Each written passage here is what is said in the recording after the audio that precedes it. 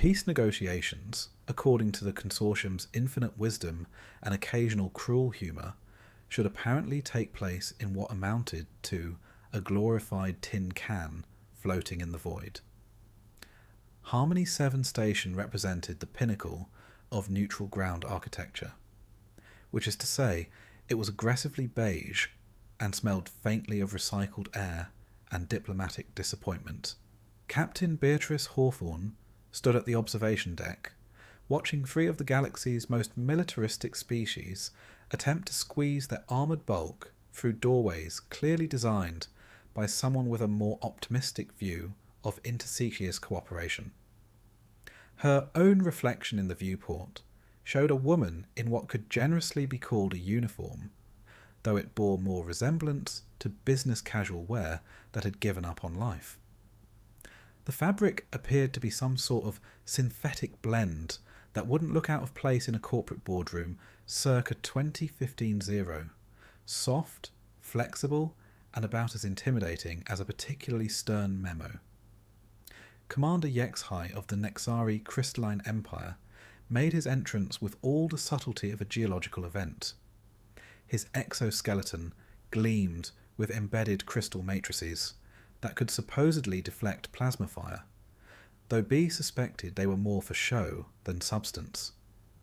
The way he moved suggested someone perpetually surprised by their own weight, each step a careful negotiation between momentum and structural integrity. "Ah, the human representative," Yexhai announced, his voice carrying the particular brand of condescension that crystalline beings had perfected over millennia. "How refreshingly modest your appearance is." War Chief Umbraxis chose that moment to demonstrate why Molten Dominion architecture favoured high ceilings. Her powered armour scraped against the doorframe with a sound that suggested expensive repairs in someone's immediate future. The suit's thermal regulators hummed with the quiet desperation of technology pushed beyond its design specifications, while her helmet's HUD cast an amber glow that made her look perpetually annoyed, which, to be fair, she probably was. "Is that what humans call battle dress?" Umbraxis inquired, gesturing at B's outfit with a gauntleted hand that could probably crush a shuttlecraft. "I've seen civilian clothing with more defensive capability." Admiral Pyrex arrived fashionably late, as was apparently the custom among the hegemony's officer class. His metallic carapace reflected the station's lighting in ways that suggested someone had taken the concept of polished military bearing entirely too literally. The various medals, rank insignia, and what B assumed were either weapons or very aggressive jewellery created a symphony of metallic clicks with each movement. "Gentle beings," B said, employing the universal diplomatic greeting that acknowledged everyone while offending no one. A linguistic miracle that had taken humanity 3 centuries and several minor wars to perfect. "Shall we proceed to the conference chamber?" The procession that followed would have been comical if not for the underlying tension that seemed to emanate from the aliens like heat from an overworked reactor.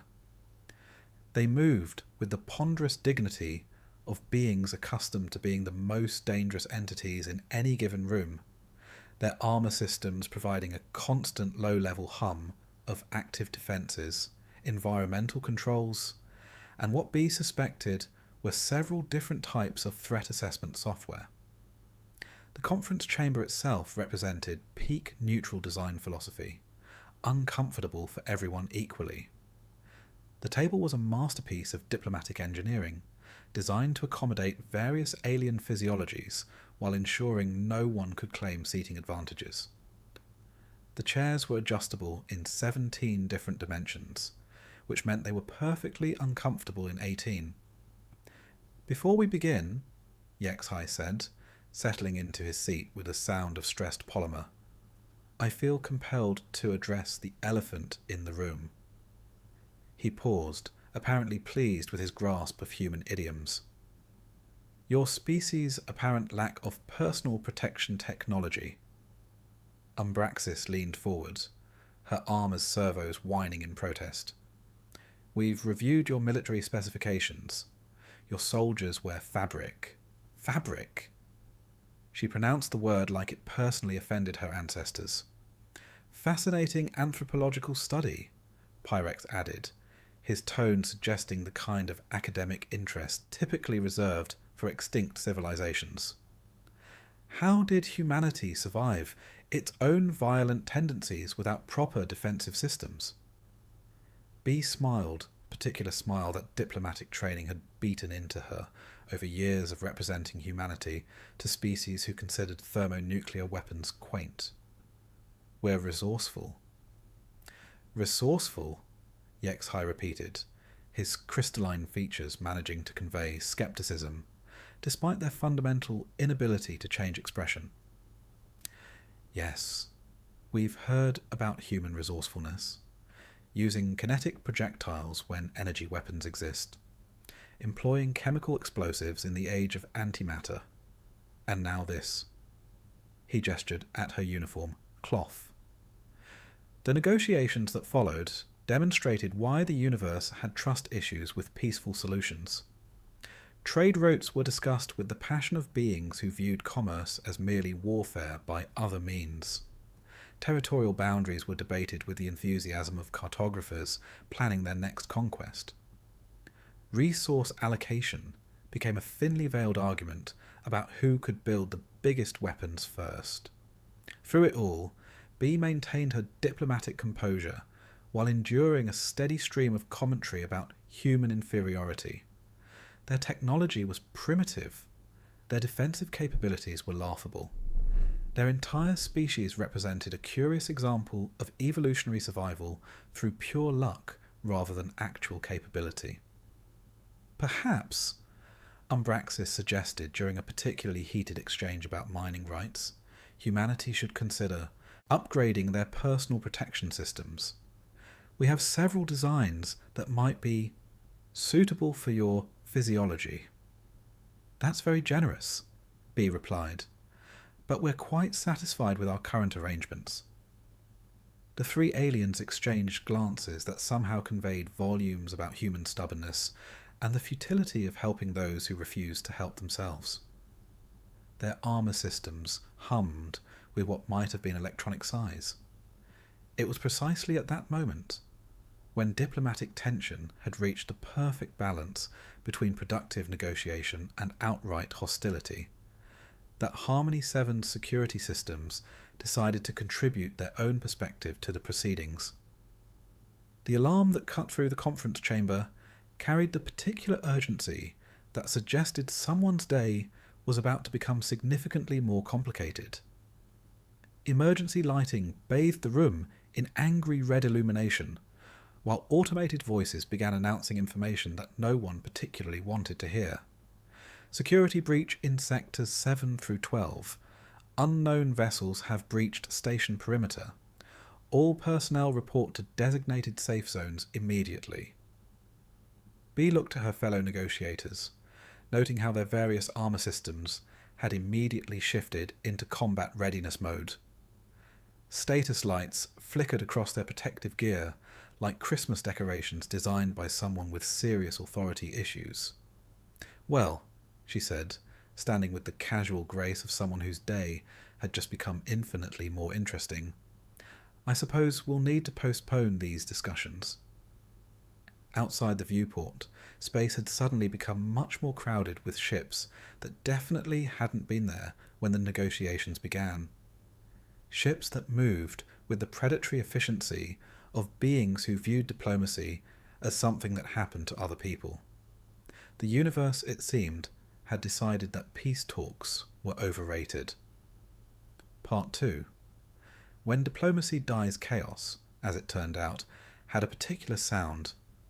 A symphony of screaming metal, emergency klaxons, and the distinctive whine of energy weapons charging up for what promised to be an extremely one-sided conversation.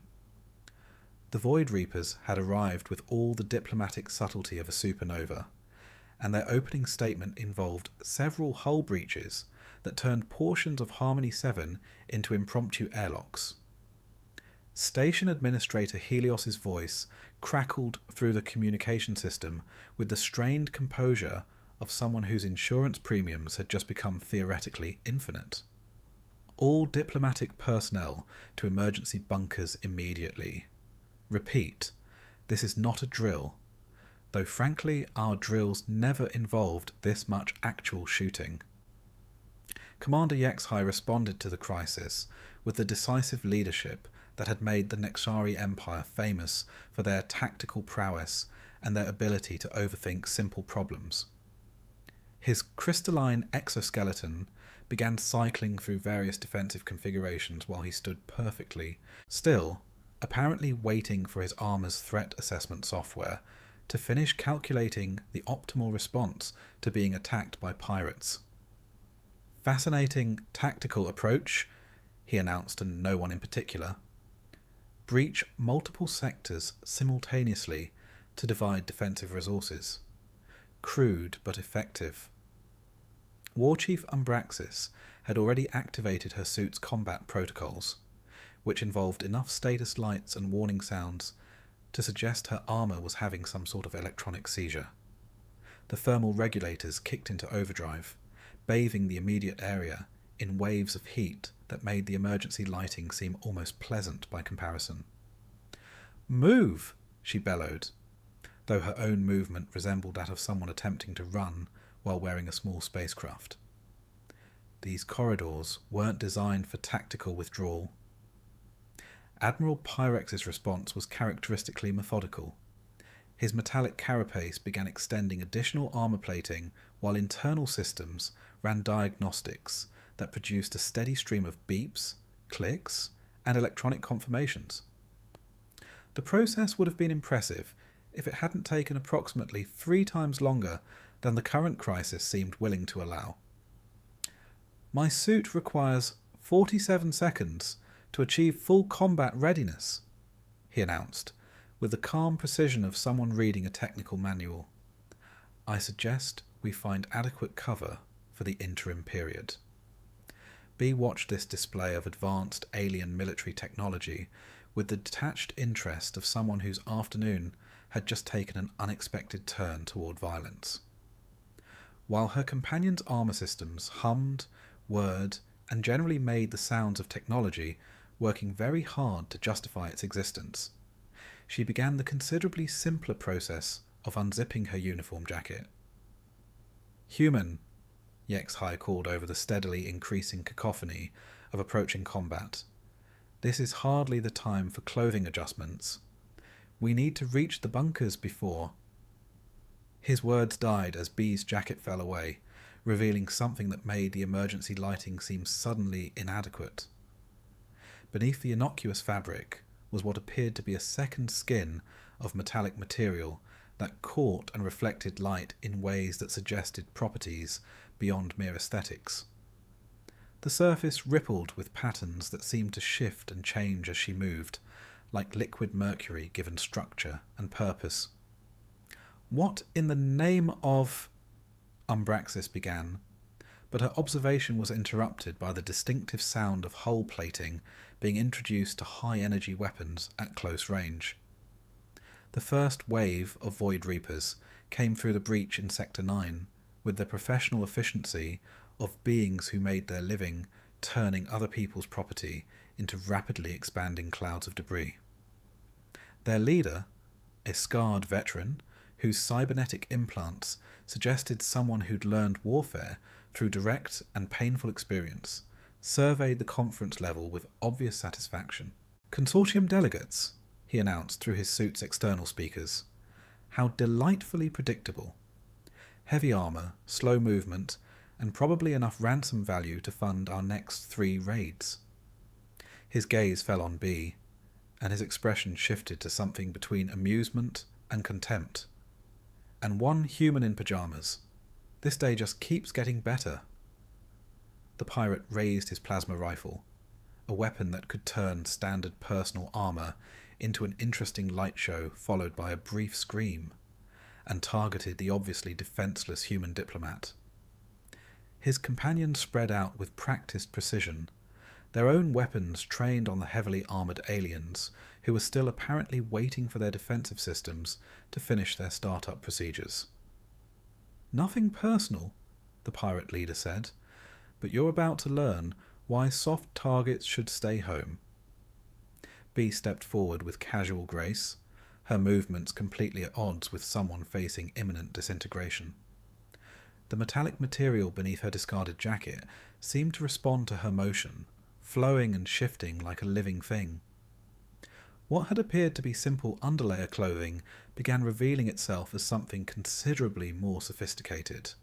"Soft targets," she repeated thoughtfully, as if considering a mildly interesting philosophical concept.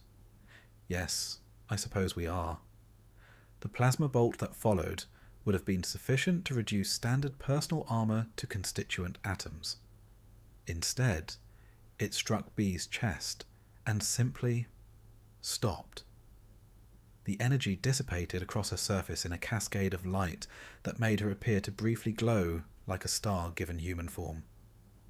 The silence that followed carried the particular quality of disbelief mixed with rapidly recalculating threat assessments. "Impossible," the pirate leader muttered, his weapons targeting system apparently as confused as its operator. "That's Class 7 plasma. Nothing absorbs Class 7 plasma." B tilted her head with the mild curiosity of someone examining an interesting insect. "Define nothing."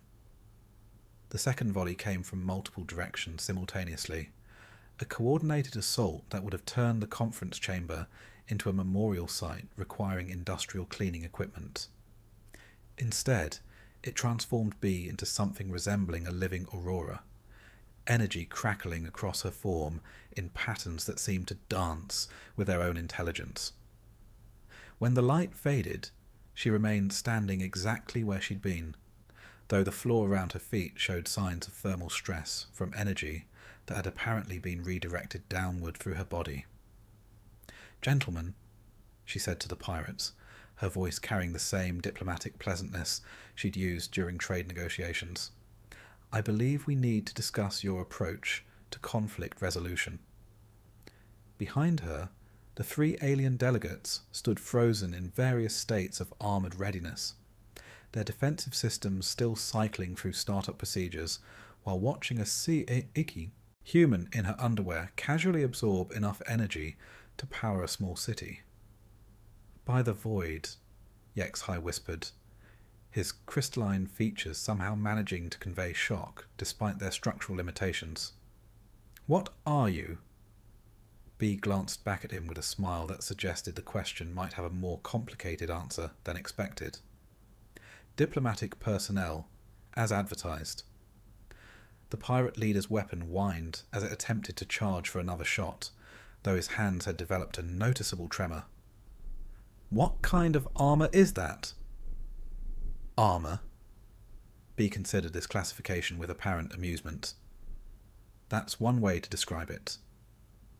Outside the shattered viewport, more Void Reaper ships were moving into attack position, their weapons charging with the ominous glow of beings who'd apparently decided that if one impossible human was their current problem, the obvious solution was to apply more violence until the impossibility went away. Combat, B had learned during her years of diplomatic service, was much like negotiation. It required careful attention to body language, an understanding of your opponent's motivations, and the ability to respond appropriately to escalating tensions. The main difference was that combat tended to involve fewer strongly worded memorandums and considerably more things exploding. The second wave of Void Reapers arrived with the kind of overwhelming firepower that suggested someone had taken the concept of diplomatic immunity as a personal challenge. Their assault shuttles disgorged troops equipped with enough military hardware to level a small moon, while their weapons systems painted the conference chamber with targeting lasers that turned the emergency lighting into an impromptu light show. What they encountered was not quite what their tactical manuals had prepared them for. B moved through the incoming fire with the fluid grace of someone performing an intricate dance. Her form-fitting second skin responding to each attack with an almost casual efficiency. Energy beams that should have reduced her to component particles instead seemed to feed into her defensive matrix, causing the metallic surface to pulse and shimmer with absorbed power. "Kinetic rounds," the pirate leader barked into his communicator, apparently having reached the reasonable conclusion that if energy weapons weren't working, the solution was obviously to throw things harder. "Switch to kinetic rounds." The hypervelocity projectiles that followed represented the cutting edge of portable destruction. Depleted uranium cores, wrapped in gravitational acceleration fields, travelling at a significant percentage of light speed. They struck B's chest, shoulders and legs with impacts that should have sent her through several bulkheads and into the station's structural framework. Instead, they simply stopped, their kinetic energy apparently absorbed and redistributed through her suit's matrix with the same casual efficiency as the energy weapons. The projectiles themselves clattered harmlessly to the floor, their momentum completely neutralized. "Physics," announced Admiral Pyrex from behind his slowly extending armor plating, "appears to be having some sort of crisis." War Chief Umbraxis had finally achieved something resembling combat readiness, though her suit's thermal management system was beginning to produce concerning odours that suggested overworked machinery. That's impossible. Energy absorption, momentum negation. No single system can handle both forms of attack. "Unless," Commander Yexhai said slowly, his threat assessment software apparently having reached some disturbing conclusions, "it's not a single system." B paused in her defensive demonstration to glance back at the crystalline commander. "Very good. You're beginning to understand." The suit's surface rippled, revealing layers beneath layers. Microscopic machinery that flowed like liquid while maintaining the structural integrity of advanced armor plating.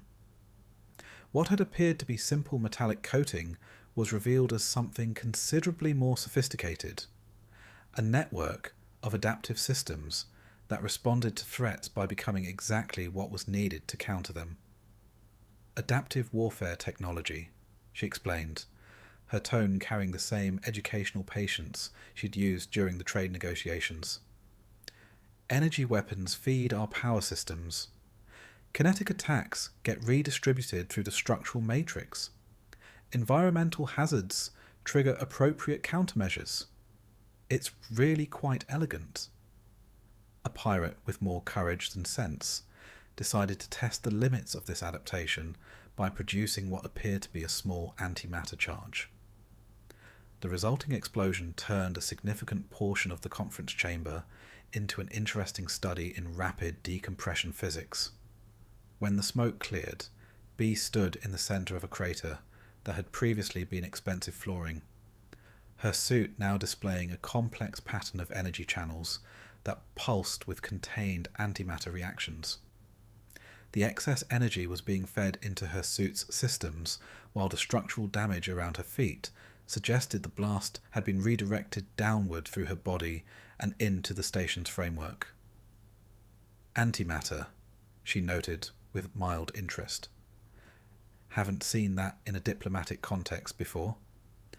The history of human adaptive armour was, like most human military innovations, rooted in the species' remarkable talent for finding themselves in situations that should have been fatal.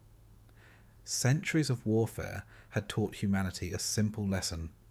The best defence wasn't necessarily the strongest armour, but the armour that could become whatever the situation required. Early versions had been crude, reactive plating that hardened against impacts, energy-absorbing materials that could handle limited power loads. But human engineering, driven by the species' fundamental inability to accept impossible as a final answer, had eventually produced something that transcended traditional defensive concepts. The suit B wore represented 15 generations of adaptive technology. Its microscopic components could reorganize themselves at a molecular level, transforming from energy conductor to kinetic absorber to environmental seal within nanoseconds. It didn't just protect the wearer, it learned from each attack, becoming more efficient with every assault. How many humans possess this technology? Yexhai asked, his question carrying implications that extended far beyond immediate tactical concerns. Define many? B replied, advancing toward the remaining pirates with steps that left glowing footprints in the damaged flooring. Our diplomatic corps numbers approximately 50,000 individuals. The silence that followed carried the weight of rapidly shifting galactic power calculations. Umbraxis's thermal regulators chose that moment to emit a sound that suggested mechanical distress. 50,000 in diplomatic service alone. Military applications, Pyrex added quietly, would presumably represent a larger population. B smiled the particular smile that diplomatic training had taught her to reserve for moments when gentle correction was required. We prefer to think of ourselves as universally diplomatic. The distinction between civilian and military personnel becomes somewhat academic when everyone can survive antimatter explosions. The remaining Void Reapers had apparently reached similar conclusions about the tactical situation.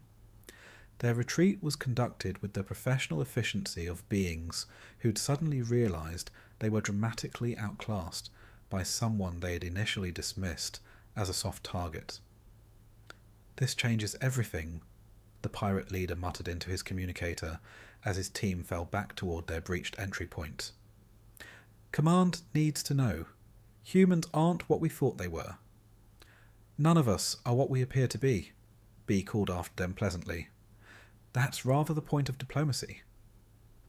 As the immediate threat receded, she turned her attention to her alien colleagues, noting how their various armor systems had finally achieved full combat readiness just in time to be completely unnecessary.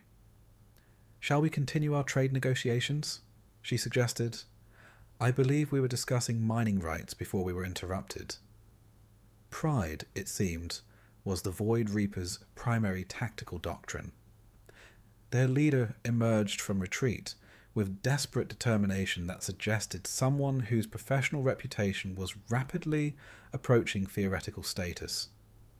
He hefted what looked like portable artillery designed by beings with serious authority issues. "Nexari plasma cannon," he announced with theatrical flair. "Military grade. Your little suit won't absorb this." B examined the weapon with polite interest, noting the power core's aggressive humming and targeting system's pulsing confidence. "Model 774, if I'm not mistaken. Impressive. Specifications." Commander Yexhai's crystalline features conveyed horror despite their structural limitations. "That weapon is classified. How does a human diplomat recognize restricted Nexari military hardware?" "Diplomatic research," B replied pleasantly. "We like to understand our neighbours' capabilities." The plasma cannon discharged stellar core temperature energy capable of punching through battlecruiser armour. It struck B with concentrated starlight force, turning the air into ionized aurora. When the energy dissipated, she remained standing, her suit displaying complex energy distribution channels that pulsed with absorbed power. The excess energy was being fed into systems that seemed to be using it for structural enhancement rather than simple dissipation. "Stellar-grade plasma," she noted with academic interest. "Haven't encountered that diplomatically before. Thank you for the educational demonstration." The pirate's weapon made sounds of technological crisis, its targeting system apparently as confused as its operator. "Impossible. That destroys dreadnoughts." "Define destroy," B suggested, walking toward him with glowing footprints. What followed was educational demonstration rather than battle. The pirates' subsequent weapons, thermal lances, gravitational disruptors, antimatter projectors, were absorbed, redirected, or ignored by her adaptive systems. With each failed attack, her suit became more sophisticated, displaying complex patterns as it learned. Soon, B appeared to wear liquid starlight with its own intelligence. "Surrender would be appropriate now," she suggested diplomatically. The pirate's profanity in 7 languages was translated by her suit as helpful subtitles. Surrender followed shortly, accompanied by philosophical reflection about revised worldviews. The aftermath revealed interesting developments in interspecies relations. Station Administrator Helios emerged from the command bunker to find their diplomatic conference had resolved itself without significant casualties, though infrastructure repair costs would require creative accounting. "The trade negotiations," Admiral Pyrex said slowly, his metallic carapace retracting additional armour plating that had proven entirely unnecessary, "should perhaps be reconsidered." War Chief Umbraxis had finally managed thermal regulator control, though her suit continued emitting sounds, suggesting expensive repairs. "Human technology is clearly more advanced than our intelligence indicated."